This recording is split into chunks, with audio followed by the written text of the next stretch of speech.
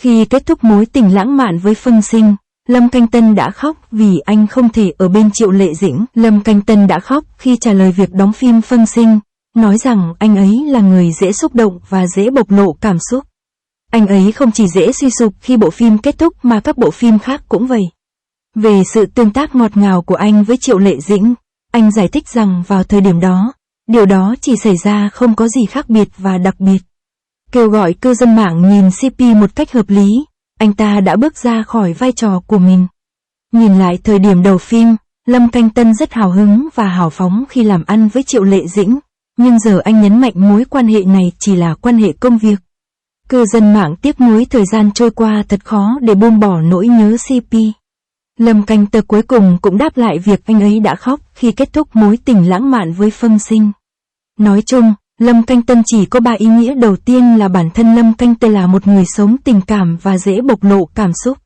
Ý thứ hai là Lâm Canh Tân không chỉ khóc khi kết thúc quay phim với Phùng Hưng mà còn dễ bị suy sụp tinh thần khi các bộ phim khác quay xong. Ý thứ ba tương đương với việc đáp lại sự mai mối của cả mảng giữa tôi và Triệu Lệ Dĩnh. Sở dĩ ngọt ngào như vậy chỉ là vì lúc đó không có gì khác biệt hay đặc biệt. Phản ứng này giống như dội một gáo nước lạnh lên đầu những cư dân mạng đang phàn nàn về CP. Không biết cư dân mạng đọc phản hồi này có cùng cảm giác với Sen New Jun hay không? Khi xem phần cuối tiểu sử của Chu Treo 7 năm trước, tôi đã đắm chìm trong CP của vợ chồng Sing Hye và không thể thoát ra được. Sau này tôi nhìn thấy Triệu Lệ Dĩnh và chồng cũ của cô ấy. Khi anh trai tôi kết hôn, cả cuộc đời anh ấy thực sự giống như đã hết yêu. Sau đó, Triệu Lệ Dĩnh và chồng cũ ly hôn, Thẩm Ngọc Quân rất hài lòng.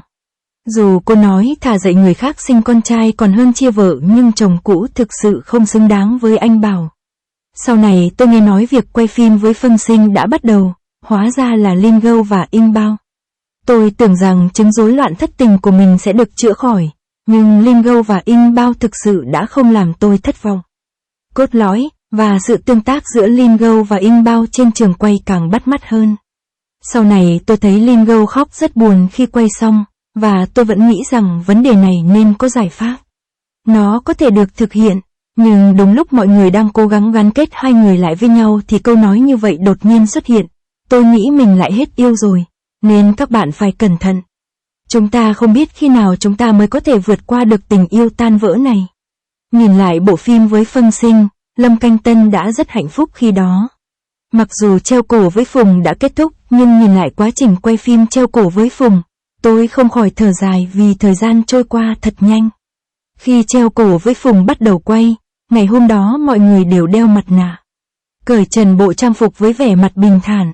So sánh, Lâm Canh Tân có vẻ rất phấn khích, và anh ấy vui vẻ so sánh hết lần này đến lần khác. Có lẽ Lâm Canh Tân đã biết rằng anh ấy có thể ở bên In Bao trong 144 ngày tới, phải không? Anh ấy hay cười, vui vẻ một cách cởi mở và không sợ bất kỳ tin đồn nào.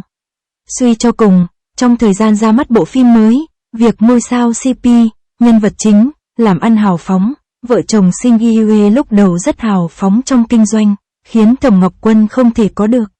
Ra mắt được 7 năm, sau đó, mọi người cùng nhau kinh doanh với phong bì đỏ Phương Sinh. Tôi hy vọng bộ phim này sẽ nổi tiếng và nó đã trở nên nổi tiếng không chỉ ở Trung Quốc mà còn khắp Đông Á và Đông Nam Á. Xuất khẩu văn hóa, nó thực sự tuyệt vời. Lâm Canh Tân đang có tâm trạng rất tốt khi đến trường quay. Một ngày sau khi quay phim, một con chó đột nhiên đến trường quay. Có lẽ Sen Jun cảm thấy tên mình cũng có một con chó nên con chó Lin này bắt đầu cho anh ăn. Con chó hạnh phúc và cả hai bên đều hài lòng với giá trị tình cảm của mình. Trong cuộc phỏng vấn hai người, Lâm Canh Tân khen ngợi Triệu Lệ Dĩnh vì sự cứng rắn, táo bạo và khen ngợi một cách trắng trợn. Tuy nhiên, đánh giá của Triệu Lệ Dĩnh về vai diễn của Lâm Canh Tân là chỉ có Sim Cưa đóng 2 vai. Điều này khiến Lâm Canh Tân lo lắng, còn anh thì có một vai khác. Bla bla, kết quả là Triệu Lệ Dĩnh đã mạnh tay trấn áp cô. Sau một hồi cãi vã, hai người đã chụp ảnh nhau chẳng khác gì một cặp đôi đang yêu. Cả hai đều nói muốn lý trí và kiểm duyệt, nhưng chuyện này là vậy.